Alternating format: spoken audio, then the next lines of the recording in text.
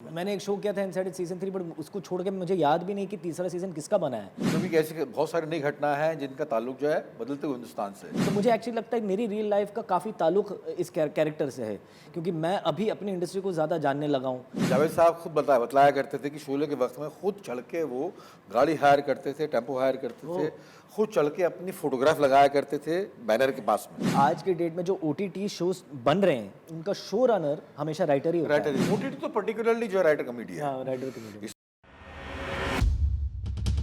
Hello, मेरे साथ मौजूद हैं इलीगल सीज़न 3 की एक ऐसी बेहतरीन स्टारकास्ट पीयूष मिश्रा जी, सत्यदीप जी एंड अक्षय होगा।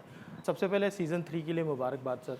धन्यवाद। सीज़न 3 अगर कहा जाए कहीं ना कहीं एक सक्सेस, अगर सीज़न 1, 2 और 3 तो एक सक्सेसफुल सीरीज़ रही है। बतौर अभिनेता आपके लिए किस तरीके की एक उपलब्धि आप मानते हैं? अगर आपसे शुरू। हाँ वही है ही, मतलब देखा गया है, इसका मतलब तीसरा सीजन बना है, इसका मतलब ये कि पहले दोनों सीजन अच्छे गए हैं, अच्छी राइटिंग हुई है, अच्छी एक्टिंग हुई है, अच्छा परफॉर्मेंस हुए हैं, अच्छी प्रोडक्शन वैल्यूज़ हैं, इसीलिए ये तीसरा सीजन बना। और मेरे ख्याल से इंशाल्लाह आगे चौथा सीजन बनेगा, हम तो ही चाहते हैं। तो अच्छा लग रहा है। बाकी आप बताएंगे, आपसे नहीं, मैं भी इस बात से सहमत हूँ। इंडिया में कहाँ तीसरा सीजन, मतलब मैंने तो देखा ही नहीं है। मैंने एक शो किया था इनसाइड सीजन 3, बट उसको छोड़ के मुझे याद भी नहीं कि तीसरा सीजन किसका बना है। तो गर्व की बात है। और मुझे लगता है कि अच्छा शो बना है, अच्छा सीजन बना है, लिखावट अच्छी है, डायरेक्शन अच्छी है, एक्टिंग तो देखो, इतने मतलब दोनों मिश्रा आपके सामने बैठे हैं जो बहुत बढ़िया कलाकार हैं। तो मैं बहुत एक्साइटेड हूँ इसको लेकर के, और उम्मीद है कि ऑडियंस को भी पसंद आए। नहीं, मैं तो सक्सेस इस तरह देखता हूँ कि आप उन सेम लोगों के साथ आपने 3 सीज़न कर लिए, तो एक कंफर्ट लेवल होता है आपका उनके साथ। जब आप उनके साथ स्क्रीन स्पेस शेयर करते हैं, you look forward to going and working every day. That's good. Characters बदलते जाते हैं, मतलब ऐसा नहीं है कि जो कैरेक्टर सेम रहते हैं। हर सीजन में जो कैरेक्टर में कुछ और रंग आ जाता है, कुछ और शेड जाते हैं, इसलिए काम करने में बड़ा मज़ा आता है। ऐसा नहीं लगता कि हम उसी सीजन के एक्टर से साथ काम कर रहे थे और वो भी बदल चुका है, मैं भी बदल चुका हूँ, मतलब राइटिंग का कमाल है। तो इसीलिए जो है मतलब इसमें मज़ा आया।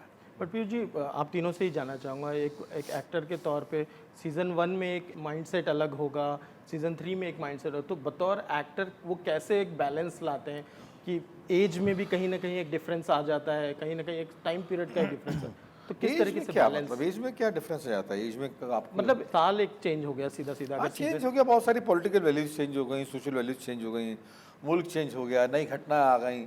अब इसमें भी कैसे बहुत सारी नई घटना है जिनका ताल्लुक जो है बदलते हुए हिंदुस्तान से, कि आज की तारीख में चल रहा है हिंदुस्तान में, दिल्ली में चल रहा था, नाम नहीं लूँगा मैं, दिल्ली में जो कुछ भी चल रहा था, दिल्ली पॉलिटिक्स में वो सब कुछ है ग्रैप किया गया, क्योंकि दिल्ली की स्टोरी है, दिल्ली की पॉलिटिक्स में जो कुछ भी चल रहा था वो वैल्यूज़ को ग्रैप किया गया बहुत सारी। उसके बाद में मेरा व्यक्तिगत तौर पर जो है, मैं रोया नहीं था, मैं शुरू से एडमेंट था कि यार इतना स्ट्रॉन्ग कैरेक्टर है ये, तो कहीं ना कहीं से रोना तो चाहिए। स्ट्रॉन्ग से स्ट्रॉन्ग कैरेक्टर जो है कहीं वल्नरेबल हो जाता है, तो इस सीज़न में मुझे मौका मिला, इस सीज़न में लोगों ने स्कोप दिया कि मैं रो भी सकूं। ये रोया, इसका मतलब ये कि रिलेशनशिप बदल गई, नई रिलेशनशिप मिली मुझे जिसमें कि मुझे रोने का मौका मिला, तो जो है पल वल्नरेबल होने का मौका मिला। तो इसलिए जो है मतलब ये चेंज है, ये it's not the same thing. अच्छा, मेरा किरदार जो है वो मुझे लगता है कि पहले अपने फादर से, जो पीयूष जी का कैरेक्टर है, वो काफ़ी मैनिपुलेट होता था, वो दुनियादारी उसको समझ में नहीं आती थी। अभी वो थोड़ा मैच्योर हो गया और अपने परिस्थितियों का एक कंट्रोल ले लिया, अब उसके वश में चीज़ें आ गई, थोड़ा थोड़ा बहुत, काफ़ी हद तक। पर और मुझे एक्चुअली लगता है मेरी रियल लाइफ का काफ़ी ताल्लुक इस कैरेक्टर से है, क्योंकि मैं अभी अपनी इंडस्ट्री को ज़्यादा जानने लगा हूँ।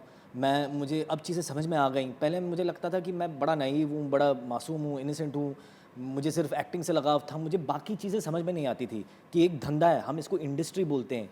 मतलब सोचो, जो लफ्ज़ हमने लगाया है इंडस्ट्री, उसको समझना कितना समय लगता है। तो same I think Akshay Jaitley भी वो अभी मैच्योर हो गया है, अभी वो बढ़ चुका है, और अभी फादर के साथ भी एक टक्कर है, रिलेशनशिप नेहा के साथ जो है, जो लव स्टोरी थी, वो भी उसमें थोड़ा बढ़ावा आया है, तो उसको करने में बड़ा मज़ा आया है। सर आप अगर कुछ। मेरे लिए आई थिंक जो पुनीत टर्नन की जो पर्सनल लाइफ है वो सीज़न 3 में उस पर काफ़ी फोकस किया है, क्योंकि नॉर्मली मैं कोर्ट में एक लॉयर था, कभी निहारिका के साथ था, कभी उसके खिलाफ था। लेकिन इस बार इसलिए मज़ा आया क्योंकि काफ़ी मेरा ट्रैक मेरी पर्सनल लाइफ के ऊपर है, और कि वो कैसे इन्फ्लुएंस करता है कि मैं कोर्ट में क्या कर रहा हूँ। आई थिंक मुझे वो उस एस्पेक्ट में मज़ा आया इस बार। तो कहीं ना कहीं अगर कहा जाए आप दोनों ने कहीं ना कहीं एक LLB एक छोड़ा, एक 3 साल का कहीं ना कहीं कुछ पास आउट कर लिया है, ऐसा कुछ कहा जा सकता है बतौर वकील? ऑलरेडी ये मैं तो LLB हूँ, आप मैं तो हैं, प्रैक्टिस actually कर है। चुका हूँ, तो मतलब तो वो, लेकिन वो तभी अलग है, मतलब एक अलग है। कुछ स्क्रिप्ट में वर्ड्स जो होते हैं जो नॉर्मल लेमैन को नहीं आएंगे वो मुझे समझ में आते हैं, बट सिमिलैरिटी एंड्स देयर, मतलब उसके बाद तो so that makes easy for you to connect कहीं because of sattu. Because of sattu. बिल्कुल, मैं काफ़ी बार कह भी चुका हूँ कि सत्तू से काफ़ी चीज़ें मैं पूछता था साइड पे कि यार इसका क्या, कैसे बोलते हैं, ये जो एक्ट है इसका उच्चारण क्या है या इसका मतलब क्या है। एंड हमारे जो राइटर्स हैं, जो डायरेक्टर हैं साहिर रज़ा, वो भी काफ़ी वाकिफ़ है इन चीज़ों से। सो इट वाजंट लाइक कुछ भी लिखा जा रहा है, इसमें काफ़ी रिसर्च करके लिखा जाता है। तो it was just a bonus कि सत्तू भी सेट पे था और हम उससे भी पूछ सकते थे।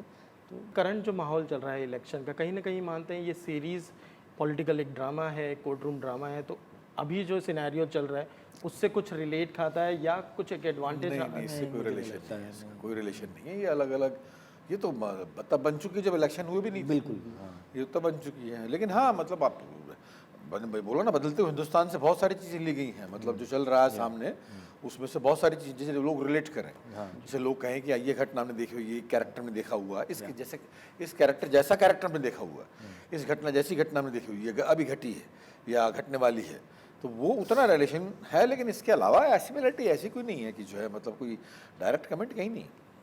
देखिए, आप तीनों से ही जानना चाहूँगा, किसी भी पटकथा या किसी भी सीरीज़ या फिल्म की अगर बात की जाए, एक राइटर का इम्पोर्टेंस हमेशा रहा है, बट कहीं ना कहीं वो ड्यू जो एक राइटर को वो मिलना चाहिए वो नहीं मिलता है।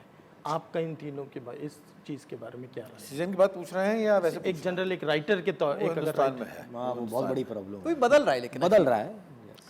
बदल रहा है, ठीक है बदल रहा है। मतलब सलीम जावेद ने, मैंने ये सुना है कि जावेद साहब खुद बतलाया करते थे कि शोले के वक्त में खुद चढ़ के वो गाड़ी हायर करते थे, टेम्पो हायर करते थे, खुद चढ़ के अपनी फोटोग्राफ लगाया करते थे बैनर के पास में, दोनों की, इधर सलीम की इधर जावेद, खुद पूरी रात जो है मेहनत किया करते थे, तब कहीं जाकर ये हुआ करते। बट सर एक जैसा आपने सलीम जी और जावेद जी का एक उदाहरण दिया, एक यही नाम है जो ज़्यादातर राइटर का अगर बात की जाए तो ये एक नाम आता है, वही है, क्यों एक मतलब कहीं और नहीं है, किसी पता और नहीं, का नाम अभी तक? नहीं, बट सर वो बदलाव आ रहा है क्योंकि आज के डेट में जो OTT शोज बन रहे हैं उनका शो रनर हमेशा राइटर ही होता राइटर है। ही, ये बात तो सही है। चीज़ें अच्छी तरह एक रफ्तार से बढ़ रही हैं, अब बदलाव आ रहा है। इसकी भी जिस लड़की ने स्क्रिप्ट ये कहानी लिखी है, राधिका आनंद, उसको 30 साल पहले मैंने पढ़ाया था, मेरी एक्ट्रेस थी वो, लेडी श्याम कॉलेज में, राधिका आनंद। अब उसने आके बताया, जब मैंने कर ली तो उसने बताया कि मैंने लिखी थी इस सीरीज को, कि 30 साल पहले आपने कुछ लिखा था, मैंने एक्ट किया था, आज मैंने कुछ लिखा है, आपने एक्ट किया है, ये देखिए। क्या डेस्टिनी भी क्या होती है। विद इन मतलब अभी भी आई एग्री कि शायद जो ऑडियंस है उसको ये ना पता हो कि हर प्रोजेक्ट का राइटर कौन है, लेकिन with in the industry I think जो राइटर है उसको कहीं ज़्यादा रिस्पेक्ट अब दी जाती है। और जैसे अक्षय कह रहा था, जो शो रनर जो है वो राइटर इसको इसलिए देते हैं क्योंकि वो उसको पता है क्या हो रहा है शो में। OTT तो पर्टिकुलरली जो है राइटर कॉमेडी है, हाँ, राइटर कॉमेडी। इसमें जो है उसको इतनी आराम से एक्सप्लोर करने का मौका मिलता है अपने प्लॉट को, कि सिनेमा में उसके पास फाउंडेशन होती है कि 1.5 घंटे अंदर खत्म करनी है फिल्म। इसमें आराम से जो कुछ भड़ास है, वो भड़ास कहें या कुछ भी कहें, जो दर्द है उसका वो सब निकाल के रख देता है वो। Same goes with actor also, अगर 100% एक्टर OTT का एक माध्यम उनके लिए भी एक आसान एक्टर्स हो के साथ इसलिए क्योंकि राइटर के साथ में है, उसे बने बने कैरेक्टर्स मिलते हैं, बहुत फैले हुए कैरेक्टर्स मिलते हैं, उसे बहुत अधिक सोचने की जरूरत नहीं पड़ती, सब कुछ उसमें होता है, everything is mentioned in the script, तो इतना अधिक इमेजिन करने की जरूरत नहीं पड़ती। ऐसा नहीं बोल रहा कि इमेजिन करने की जरूरत नहीं पड़ती, लेकिन एक्टर के लिए बहुत आसान रहता है कि जो इतने खुले में आपको डिटेल में कैरेक्टर्स लिखे हुए मिलते हैं, ये बहुत अच्छी बात होती है। इलीगल सीजन 3 में एक एम्बिशन की बात की, एक एम्बिशियस एक गर्ल की बात की, बतौर आपके लिए एक एम्बिशन क्या होगा एक सीरीज़ को लेके? इस अगर सीरीज क्या एम्बिशन आप सोच रहे हैं इस सीरीज? एम्बिशन तो एक ही है कि सफल हो, सक्सेसफुल हो, और क्या एम्बिशन है? एक ही एम्बिशन है कि हिट हो। हिट होने के लिए मेहनत करनी पड़ेगी, मेहनत करने के लिए लिखना पड़ेगा, लिखने के बाद एक्टिंग करनी पड़ेगी, तो ये सब चीज़ें हैं, सब में सबका मिला जुला।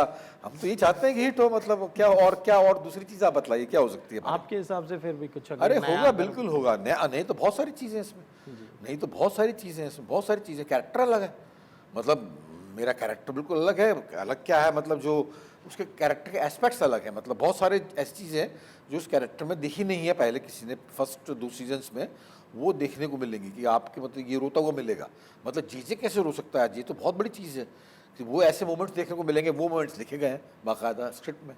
तो ये जो है नई चीज़ है इसमें, आप बोलिए सर। नहीं नहीं, आई थिंक आपने सब बोल दिया, बिल्कुल सही बोला आपने सर। और वे यही कोशिश है कि जस्ट चल जाए और लोगों को अच्छा लगे और दोबारा सर के साथ मौका मिले। नए रिलेशंस भी हैं एक्चुअली, हम रिवील नहीं कर सकते उसमें आप। एक्चुअली काफ़ी इसमें ट्विस्ट हैं, काफ़ी टर्न्स हैं, तो बेहतर ये कि हम रिवील नहीं कर सकते, अदरवाइज काफ़ी ट्विस्ट हैं इसमें। काफ़ी ट्विस्ट हैं इसमें। पर कोई आप पर्सनली किसी ऐसी इलीगल चीज़ या इलीगल वाक़े से आप लोगों का सामना हुआ है जो छोटी आप मोटी चीज़ें बताना की हैं चाहते सर, हैं? ऐसे सिग्नल तोड़ा है, स्पीडिंग की है, दारू पी, दारू पी है, वही मैं कहने वाला था कि अंडर एज वाली दारू भी है, हाँ ऐसे तो बहुत सारी चीज़ें। ऐसी चीज़ें हुई हैं। वेल नेहा शर्मा के लिए क्या कहना चाहेंगे बतौर एक एक्ट्रेस आप? बड़ी खूबसूरत लड़की है, बहुत अच्छी लड़की है, बहुत प्यारी लड़की है, और मैं हमेशा उसके साथ काम करना चाहूँगा। बहुत अच्छी लड़की, मजेदार लड़की है। बार बार हर एक सीजन में और जब भी लंबा कॉर्ड सीन हो तो रोती है। इस बार तो याद भी उसने कमाल किया यार, इस बार तो कमाल मेमोरी होगी उसकी। पहले उसको याद करने में दिक्कत आया बहुत करती लंबी थी। लंबी लाइनें मिलती हैं और वो सबसे अधिक लाइन्स उसी को मिलती हैं, लेकिन इस बार उसने कमाल ही कर दिया। इस बार पूरा जो है पता नहीं क्या हुआ, जादू हुआ क्या हुआ, लेकिन पूरा जो है याद आपने शायद बोला भी था, वो काफ़ी खुश हो गई थी। हाँ बोला था कि कुछ तो इजाफा है तुम्हारी कुछ memory इजाफा है। हाँ बहुत ग्रो किया उसने, बहुत ग्रो किया। Thank you so much. Thank you में। Thank you.